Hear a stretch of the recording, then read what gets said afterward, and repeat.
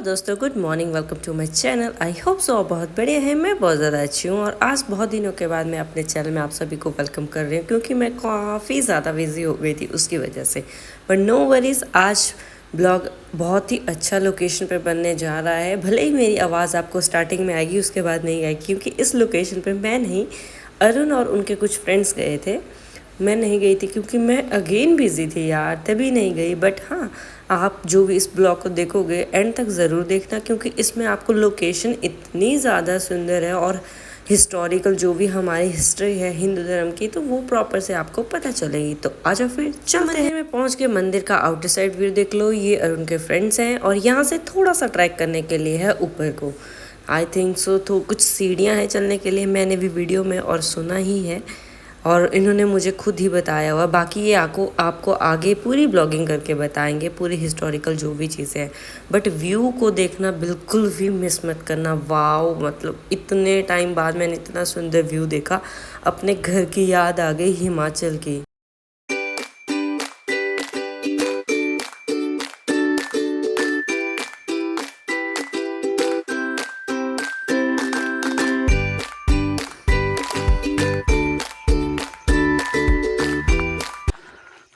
ये अपने गजानन कमर में हाथ रखे हुए।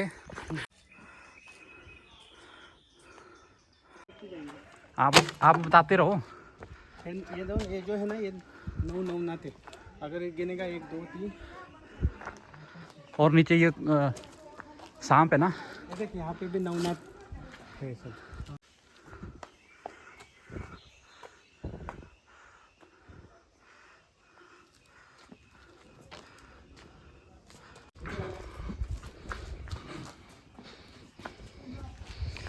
ये द्रौपदी हरण है।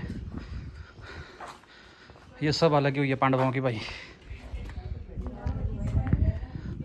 ये अपने विदुर, ये अपने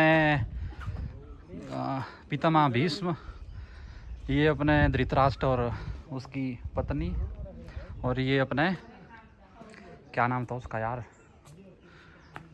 द्रोणाचार्य एंड उनके जो कुल पुरोहित थे अपना। ये भेजिए साड़ी। ये कौन छुपा इधर? आ जाओ आ जाओ। ओ फक मैन,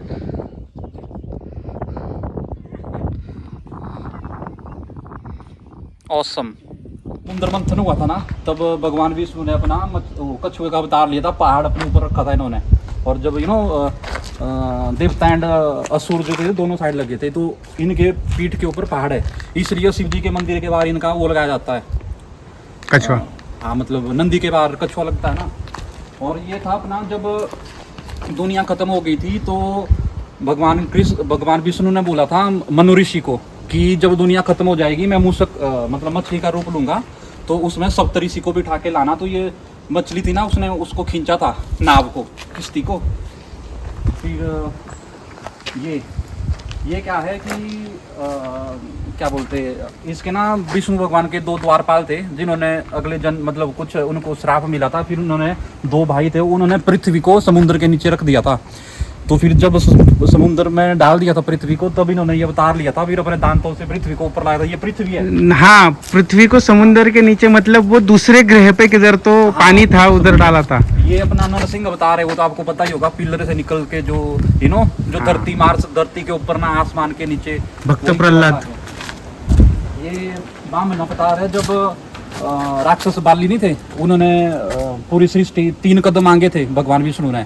तो 1 कदम में उन्होंने पृथ्वी ली थी, 1 में पूरा आकाश लिया था, और तीसरे में उसने सिर पे अपना वो रखा था। और ये कौन सा है? ये अपना आई थिंक कृष्ण भगवान है। नहीं, मेरे को याद नहीं रही। ठीक है, आगे। और ये अपने परशुराम है। ये अपना परशुराम है, मतलब 6वां या 7वां अवतार। फिर ये अपने कृष्ण भगवान है, सॉरी राम भगवान है, ये 8वां अवतार। फिर ये अपने कृष्ण, ये तो मूर्ति से पता चल रहा है। और ये अपने बुद्धा, और ये आएंगे अपने कल्कि, आगे आने वाले हैं कल्कि, अपने कल्कि महाराज। तो ये उनके 10वां अवतार। तो ये इन छोटे यहाँ पे But 10 ये अवतार है, इसका यहाँ क्या पे था, 10 अवतार है ये पूरे। ये अपने माँ गौरी, माता भवानी, जो मर्जी बोल लो आप, ये सारे रूप इनके ही हैं। उसके बाद ये अपने सप्तऋषि, जितने भी बड़े बड़े ऋषि थे, वाल्मीकि ऋषि, भारद्वाज ऋषि, वाल्मीकि ऋषि, फिर व्यास ऋषि, इधर माता सरस्वती, फिर अपने दगड़ू सेठ महाराज, और उसके बाद अपने सप्तऋषि, अत्रि ऋषि, फिर राजेश्वर ऋषि, गौतम ऋषि, जो भी थे। चलो, ओ भोलेनाथ। शिवाजी महाराज को पहली बार मिले थे। तब शिवाजी महाराज ने बोला था कि तुम जैसे संत लोग हमारे सेना में होने चाहिए, जो लोगों का मनोबल बड़ा है और जिनको प्रोत्साहन दे के समाज के प्रति तुम्हें कुछ तो करना है। ये तब का है ये। और ये अपना कैलाश पर्वत की थोड़ी सी झांकी।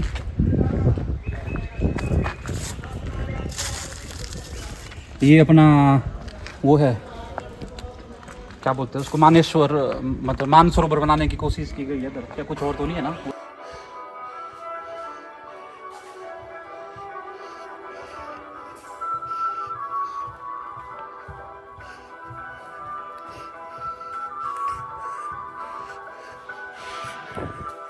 श्री पार्वती विवाह, नटेश्वर, नारेश्वर, नटेश्वर, सप्तरंगी माता, यहाँ पे गए थे हम।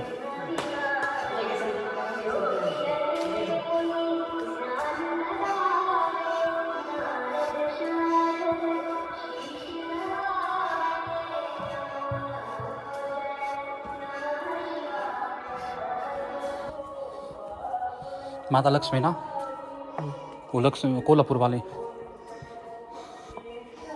जय श्री राम। ओम नमः पार्वती पते, हर हर महादेव।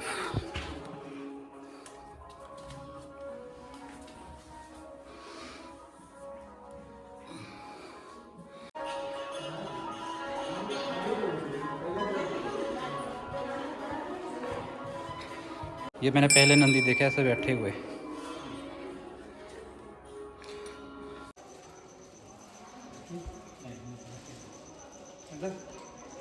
म्हटलं जोपर्यंत मी जिवंत आहे तोपर्यंत तुम्ही हस्तिनापूरवर हल्लाच करू शकत नाही। मग शेवटी कृष्ण कंटाळला आणि मग कृष्णाने शेवटी रागाच्या भरात रागामध्ये भीष्म पितामहाला ओरडला की तू काय करतो, तुला कळतंय का, तुझ्यामुळं तर हे सगळ्या गोष्टी झाल्या। जर तुझ्या शक्तीचा तू योग्य उपयोग केला असता, जर तू वस्त्रहरण होणारं होतं जे ते थांबवलं असतं, तिथं जर तू गप्प बसला नसता तर ह्या गोष्टी घडल्याच नसत्या। मग त्यावेळेस कृष्ण चिडतो आणि रथावरून खाली उतरतो आणि कृष्ण भीष्म पितामहाला म्हणतात की तुला मारण्यासाठी मला हत्यार पण उचलायची गरज नाही, रथाच्या चाकाने सुद्धा मी मारू शकतो। आणि ते रथाचं चाक तोडून हातामध्ये असं उचलतात आणि त्यावेळेस मग अर्जुन अडवतो। अर्जुन त्यांना म्हणतो की ऑलरेडी माझ्या नावाला आहे ना 2 वेळा कलंक लागलेला आहे। ज्यावेळेस गुरु द्रोणाचार्यांनी ते अंगठा मागितला होता ना एकलव्याचा, आणि त्यावेळेस काय झालं की गुरु द्रोणाचार्याला अर्जुनाला श्रेष्ठ ठरवायचं होतं आणि तो एक कलंक अर्जुनाच्या नावावरती ऑलरेडी होता। मग अर्जुन त्यांना म्हणतात कृष्णाला की तुम्ही आता जर ह्याला मारलं तर अजून एक कलंक माझ्या नावाने लागेल की तुमच्यामुळे महाभारताचं युद्ध संपलं। म्हणून मग त्यांनी त्याला खाली उतरून पकडतात आणि श्रीकृष्णाला शांत करतो आणि मग श्रीकृष्ण परत रथ चाक वगैरे टाकून देतो आणि परत ते भीष्म पितामह जिवंत आहे म्हणून। नाही भीष्म पितामह तर नाही ना, भीष्म पितामहाला बाण लागलं होतं ना भरपूर, आपण तर अजून पण जिवंत आहे म्हणतात। तो जिवंत कोण आहे? द्रोणाचार्याचा मुलगा अश्वत्थामा। अश्वत्थामाला श्रीकृष्णाने शाप दिला होता।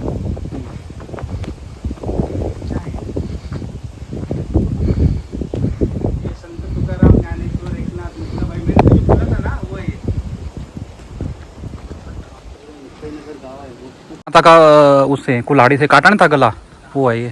समुद्र मंथन के समय ये हाँ विष प्राशन किया था, जिसके बाद इनका नाम हाँ, ये विष नीलकंठ। नीलकंठ नाम गिरा था वो वाला। ये क्या है? ये भक्त प्रहलाद,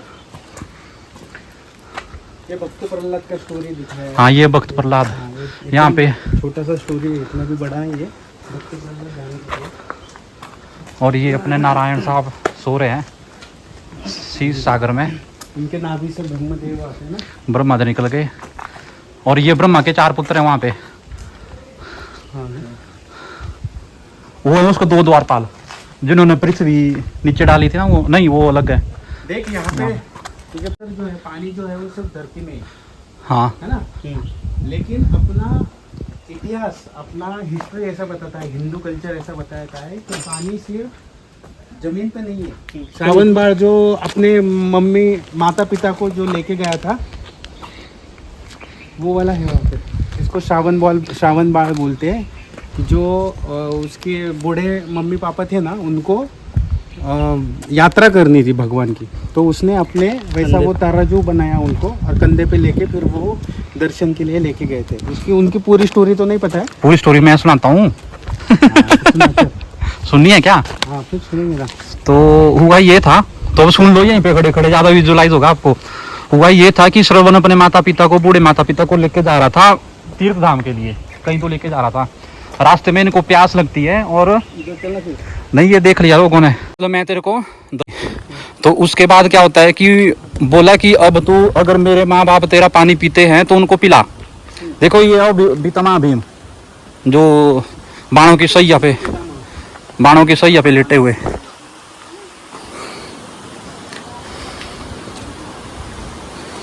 ये भगवान भीम ने उसको, क्या था यार उसका नाम, मेरे को भूल गया। अरे इसका नाम क्या था, मेरे को नाम भूल गया इसका। बहुत खतरनाक था। एक टांग उसकी एक साइड फेंक की, दूसरे नाम जरासंध का वध। हाँ, जरासंध का नाम कैसे पड़ा था? जरासंध का नाम, एक जरासंध किसका बेटा था? जरा नाम के राक्षसी का बेटा था। हाँ, तो जरा नाम के राक्षसी ने जब वो पैदा हुआ था ना, तब वो आधा पैदा हुआ था, मतलब यहाँ से आधा पैदा हुआ, ठीक है, वो आधा था, और दोनों उसके पास ऐसे अलग अलग होते थे।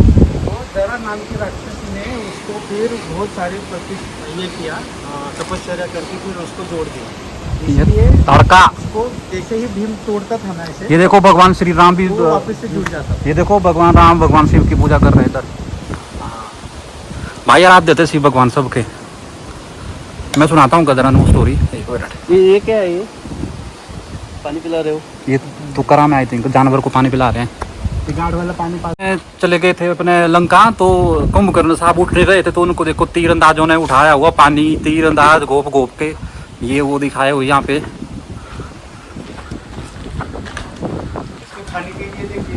हाँ, यहाँ पे ढोल नगाड़े बजाए गए उठाने के लिए। सुअर का मांस आया हुआ इधर। ये देखो सुअर खाता था राक्षस, आजकल लोग खाते हैं जानवर। ये अपने महिषासुर है, राक्षस था।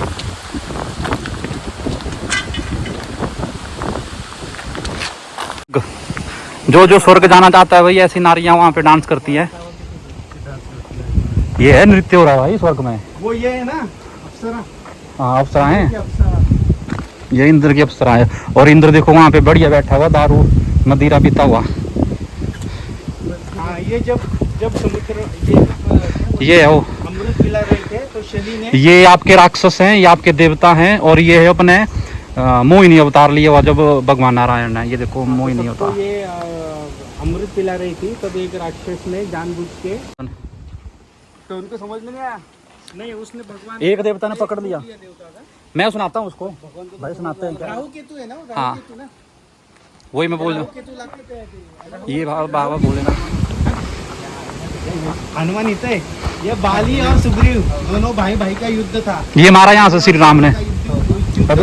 ये श्री राम यहाँ से तीर मारा उनको। तो यहाँ पे ये श्री राम इसलिए यहाँ पे है, उनके हाथ में धनुष से हाथ निकल गया है। एक्चुअल में क्या था, सुग्रीव को भगवान राम ने वचन दिया था कि मैं तुझे बाली के जो अत्याचार कर रहा है, क्योंकि बाली उस टाइम पे ना बहुत मगरूर में था। उसने रावण को भी हरा दिया था। हाँ, उसको ईगो हो गया था कि मेरे जैसा कोई बलशाली है ही नहीं, और वो था भी वैसे, लेकिन वो उसके ईगो की वजह से अपनी जो प्रजाति उनको वो नुकसान कर रहा था। भाई ये सोच रहे रावण कितना शक्तिशाली था। हाँ। बाली ने रावण को यहाँ पे मुंडी फसाई थी उसकी, और पूरे ब्रह्मांड में नचाया था यहाँ पे मुंडी फसा के। शक्तिशाली ये था, तो उसके वजह से उसको घमंड हो गया, फिर वो अत्याचार करना चालू हो गया। सुग्रीव की बीवी की उसने भगवान राम ने सुग्रीव को बोला था कि मैं उसको मार दूंगा, और तू तेरी प्रजा को ये कर दूंगा, छुटकारा दिलाऊंगा, तू राजा बन, और फिर तू मुझे मदद कर सीता माता को ढूंढने के लिए। ये उनका समझौता हुआ था एक तरह से। लेकिन जब ये एक्चुअल में तीर चला रहे थे ना, तब दोनों में इतना साम्य था कि जुड़वा। राम को दूर से पता ही नहीं चल रहा था कि कौन सुग्रीव है और कौन बाली है। तो फिर दूसरे दिन एक दिन पूरा युद्ध खत्म होता है। फिर उस दिन मार खाता है सुग्रीव। मार खाता है सुग्रीव, बहुत मार खाता है। फिर सुग्रीव आने के बाद फिर राम को पूछता है कि आपने मारा क्यों नहीं। तो फिर राम बताते हैं उनको कि तुम दोनों में से भाई भाई में इतना साम्य है कि मुझे पता ही नहीं चला कि किसको मारना है। फिर अगले दिन वो एक माला डालते हैं सुग्रीव के गले में और फिर उससे पता चलता है कि जिसके गले में माला नहीं है उसको उनको मारना है। फिर दूसरे दिन फिर वो तीर चला के बाली को मारते हैं और फिर बाली का वध होता है। चलो तो अब नेक्स्ट स्टोरी पे आते हैं। भगवान शिव अपनी माता सती को यहाँ पे लेके पूरे ब्रह्मांड में घुमा रहे हैं। देखो ये जब घुमा रहे थे माता सती को तब तो उनकी जो ये गिरे थे अवशेष गिरे थे वहाँ पे अपना शक्तिपीठ हाँ 51 शक्तिपीठ 51 में शक्तिपीठ खड़ा हो गया। और ये पूरे भारत में जिधर जिधर भी इनके थोड़े थोड़े जो अंश गिरे हैं वो सारे शक्तिपीठ है। ये माता सीता भी आई थिंक माता सीता ही है ना ये माता पार्वती सीता जब पंचवटी में है थी। जब पंचवटी में प्रजापति दक्ष उनको अपोज करता था ना कि भगवान अच्छा, शिव की सती माता ये। पूजा मत कर करके तब का ये। और ये शिव भगवान ऊपर और काली माता नीचे। यहाँ पे रक्त बीज का युद्ध बध किया था इन्होंने, तब वो ना प्रचंड रूप पे आ गई थी काली माता। तो वो कंट्रोल नहीं हो रही थी, हाँ। आउट ऑफ कंट्रोल हो गई थी। तो किसी को तो मारने के बाद वो शांत होने वाली थी, इसलिए शिव जी उनके नीचे आ गए ताकि लेके शांत हो जाए मेरे को। ताकि वो उसको शांत करने के लिए, काली माता को शांत करने के लिए। हे पण नाही माहित तुला? यार कहते ना हिस्ट्री पता होनी चाहिए यार, इतना तो ये वट सावित्री का पूजा जो होता है, जो सावित्री ने मरने के बाद यमदेव से अपने पति का जान वापस छुड़ा के लाई थी। हाँ तो ये वो है, इसके लिए हम हमारे यहाँ पे अपने हिंदू संस्कृति के हिसाब से वो वट को, लेकिन वहाँ पे रखा था क्या? वट के नीचे रखा था क्या? अमर क्या था ना वट के नीचे उनको रखा था। तो वट के पेड़ जो था वहाँ पे उसने पूजा करके यमदेव से प्रार्थना की थी उनको वापस। एक्चुअली बहुत पति बताती है बोलने का मतलब कि होता है ना कि नारी शक्ति वो दिखाई थी उसने। वापस से वो जान बचाया। ये तो मुझे लगता है ये गरुड़ पुराण बता, ये नारायण और लक्ष्मी माता है। गरुड़ पुराण के टाइम का है क्या? हाँ, गरुड़ उसने हाँ गरुड़ ही है। सवाल पूछा था। ये तो दत्त है, गुरुदेव दत्त है उनका एक। ये अपना कैलाश पर्वत, कैलाश पर्वत। ये कथा सुनाते शिव भगवान हमेशा पार्वती माता को कुछ ना कुछ कथा सुनाते रहते हैं। अभी भी वो कुछ ना कुछ कथा सुना रहे होंगे कैलाश पर्वत में। तो ये वो स्टोरी है कि वो हमेशा कथा सुनाते रहते हैं ऊपर। ये नवनाथ में से एक नाथ था जिनका जन्म एक मच्छी से हुआ था। ये वो स्टोरी। नवनाथ का एक जन्म मच्छी से हुआ, एक हाथी से हुआ। यहाँ पे रहेगा, ये देखो ये नवनाथ है। नहीं, हाँ ये नवनाथ ही है, दत्त गुरु। देख वो हाथी के कान से एक नाथ आए हैं, वो शायद कानिफ नाथ है। वो कान से जो आए हैं इसकी वजह से वो कानिफ नाथ। अच्छा कानी फटाते कान से आए हैं। हाँ हाथी के कान से आए हैं।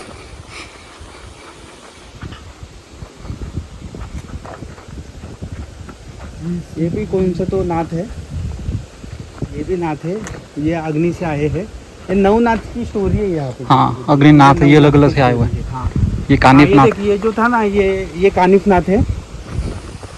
इनका पूरा स्टोरी नहीं पता है इनका। ये लिखा हुआ इधर, ये लिखा है ना इधर, पुस्तक। इसको हिंदी में बताओ।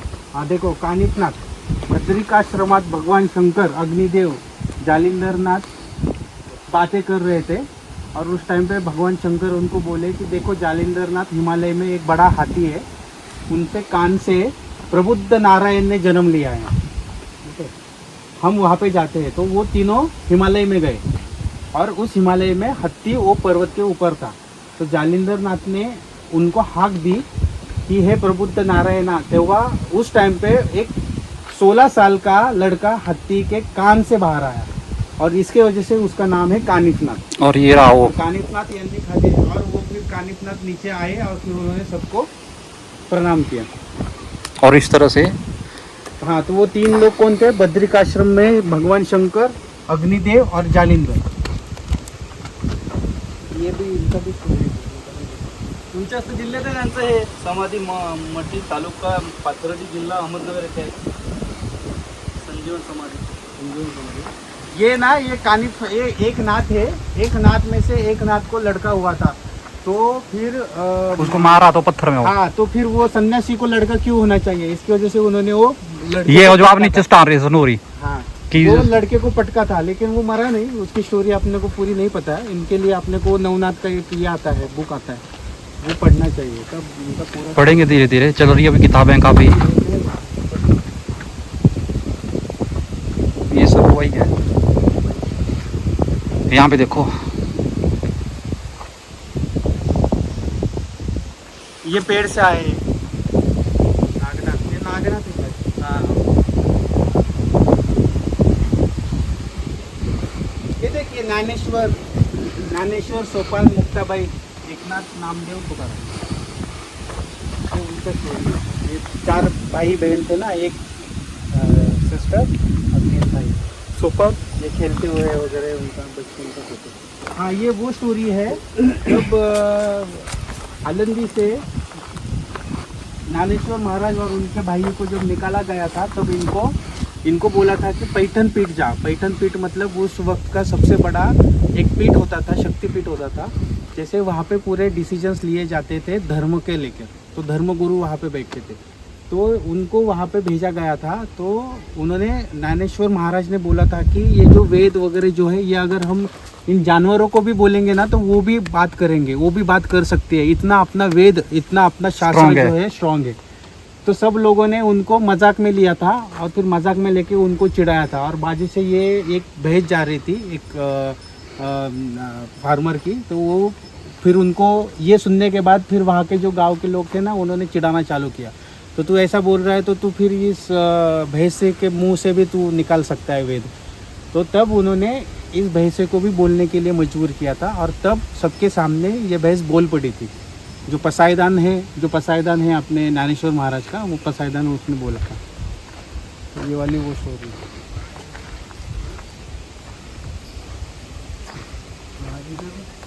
तुला माहिती की ज्ञानेश्वर महाराज? अरे बहुत अच्छा स्पॉट बनने वाला है ये, जब ये डेवलप हो जाएगा ना। काय वाचलं तर काय बोलले वहीच काही नाही, फक्त ऐकलं आणि बोलले होते, तेच बोलायला